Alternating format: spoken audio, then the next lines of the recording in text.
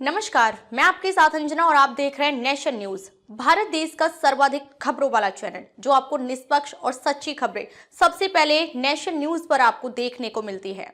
आइए बढ़ते हैं आज की बड़ी खबर की ओर। 1 अप्रैल 2025 से लागू हो जाएगी नई व्यवस्था। ऑनलाइन पैसे ट्रांसफर में नहीं होगी गड़बड़ी। उपभोक्ताओं को वित्तीय धोखाधड़ी से बचाने के लिए आरबीआई ने एक अहम पहल की है। अब तक आरटीजीएस और एनईएफटी के जरिए पैसे ट्रांसफर करते समय अकाउंट नंबर और लाभार्थी का नाम स्वयं डालना पड़ता था, लेकिन अब 1 अप्रैल से अकाउंट नंबर डालने की लाभार्थी का नाम दिखने लगेगा। केंद्रीय बैंक ने इस संबंध में एक प्रणाली विकसित करने के लिए national payments corporation of India (NPCI) से कहा है। साथ ही इसमें सभी बैंकों को शामिल करने की सलाह दी है। बता दें कि सोमवार को ही दिल्ली हाई कोर्ट ने अपने एक महत्वपूर्ण फैसले में आरबीआई में आरटीजीएस और एएनएफटी भुगतान तरीकों में लाभार्थी के नाम को सत्यापित करने की व्यवस्था जल्द लागू करने के लिए कहा था। आरबीआई ने जारी किया सर्कुलर। आरबीआई ने सोमवार को एक सर्कुलर में कहा कि सभी बैंक को जो real time gross settlement (RGTS) cut, जो आरटीजीएस सिस्टम और national electronic fund transfer (ENFT) system के प्रत्यक्ष सदस्य या उप सदस्य हैं, उन्हें 1 अप्रैल 2025 से पहले यह सुविधा ग्राहकों को देने की सलाह दी जाती है। अभी यूनिफाइड पेमेंट्स